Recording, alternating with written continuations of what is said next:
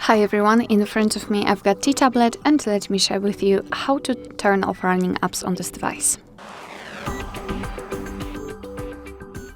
So let's start with opening the recents, and depending on what kind of navigation type you've got set, you can do it differently.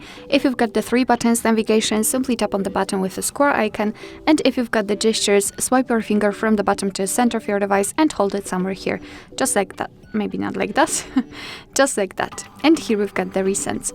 If you want to, you can close, for example, one of those apps just by swiping it up, like that.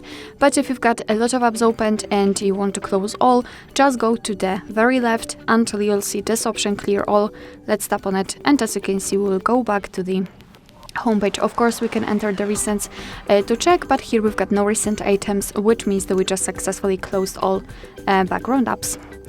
Alright, so that will be all. Thank you so much for watching. I hope that this video was helpful, and if it was, please hit the subscribe button and leave the thumbs up.